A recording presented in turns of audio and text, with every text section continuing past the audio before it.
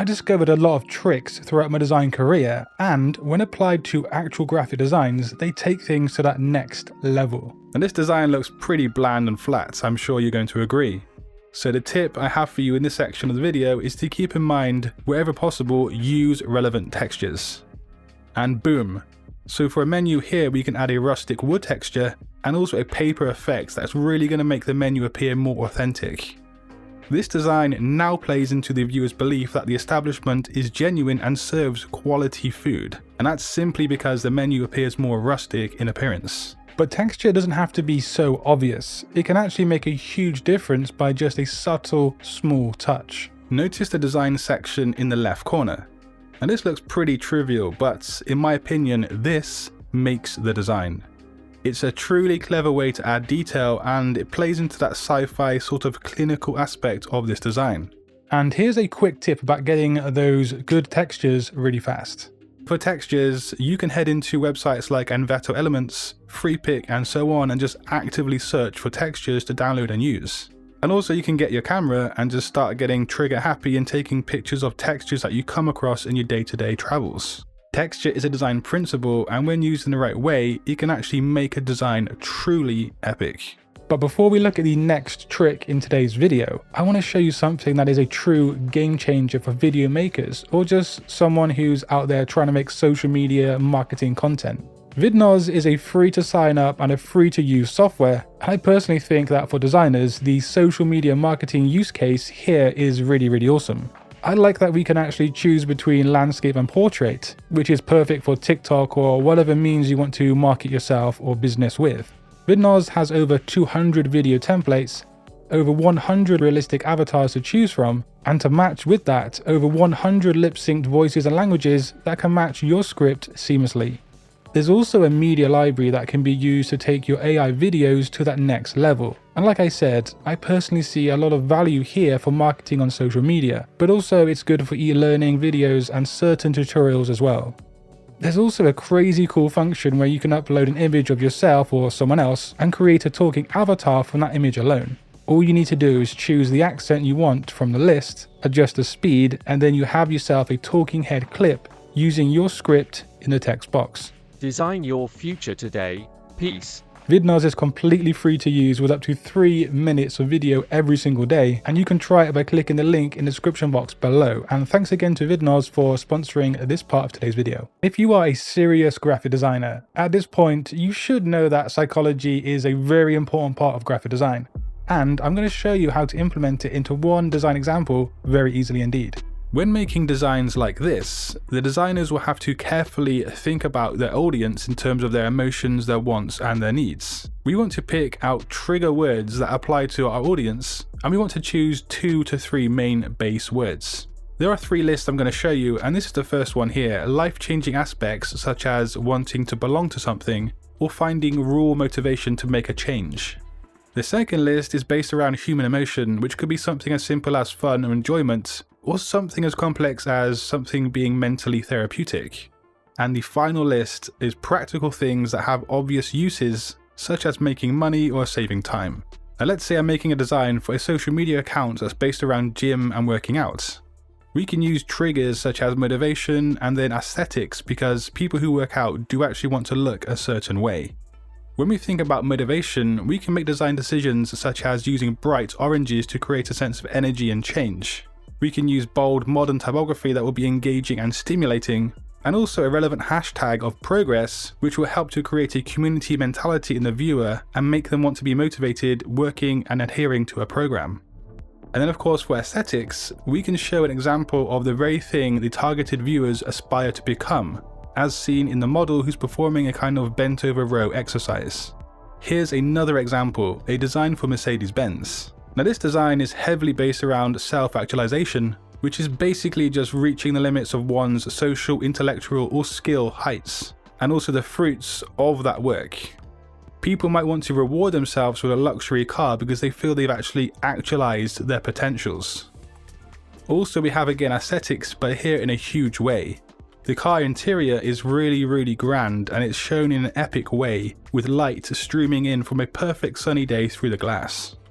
And the typography, well, this is a classy serif typeface which leads into that luxury side of things. Next, I've got a very sneaky but a very smart Photoshop trick, which actually has got me out of different sticky situations in Photoshop. Like right here, take a look at this file size. This simply isn't acceptable, guys. I need to lighten the load on this one. So what we can do is open up the PSD document and literally just hide all of your layers and then save the PSD once again. If I now go and check the file size on both of these files, we can see that the new one is actually smaller in size than the original file. How cool is that, just by hiding layers?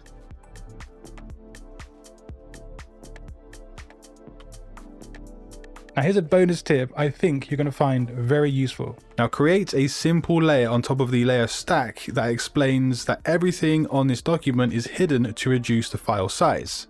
This layer will not take up so much room on your file as well.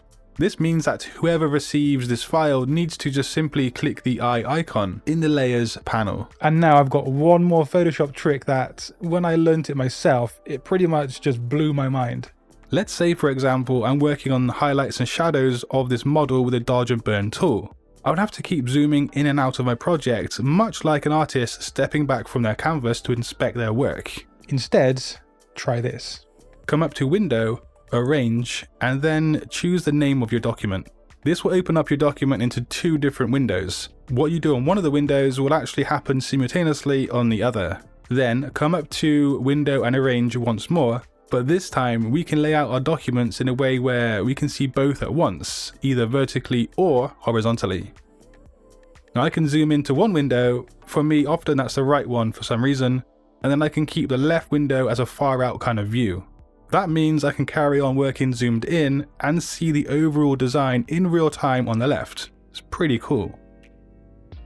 Now we have one fiery chili that does look pretty menacing. But what can we actually change about this design to make it better? What is it missing, essentially?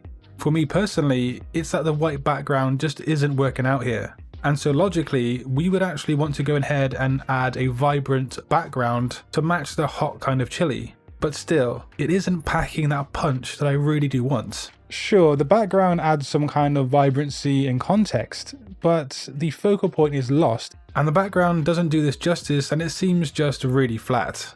So this is what we're going to do. First, click your background and convert it to a smart filter. This is going to allow us to do the next steps in today's video, which is going to be adding a vignette. It's easily done in this window here found in Photoshop. Make sure to head to the Custom tab and then play around with these sliders found right here. If it doesn't look suitable, don't really worry too much about that right now, but if we generate this as a starting base, we can see things already do look a bit better.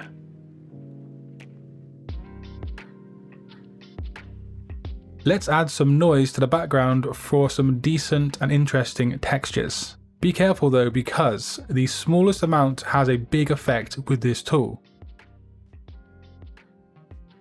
Okay, so lastly for the big finale is the big shaboozle. We're going to add an oval of white and then slap a Gaussian blur onto it. Make sure that we do actually have enough blur so it's going to blend into the background really seamlessly. And speaking of which, we want to change the blend mode to something like soft light. And after some jiggery pokery, we can now see the design is way more interesting and it's more impacting as well. This sort of technique is heavily used in marketing advertising. It's typically used when posters or things like that have a focal point and the product needs to be emphasized. Looking at this design here, we have obvious energy or movement with the cyclist on a bike. But what appears to be wrong in this design? What do you see that's ineffective? So the cyclist kind of looks like he's frozen in time, just totally flat. There's going to be no prize money or medals for this guy. So firstly, let's create some kind of vector shadow so our guy doesn't look like he's floating in midair. And then secondly, some cliche speed lines. Things still look a bit naff if you ask me, so I'm going to add some context to the floor in the same directional movement or energy as he's headed. And also use italics on the title to give the viewer more sense of movement. Looking at the original design and then this final solution, we can see how vastly improved it is simply considering energy and movement. Movement on a design actually makes things more memorable to a viewer and just more interesting, and it's a really great way to get your message across when used in the right context. So here's a design with just one font, Elron Regular.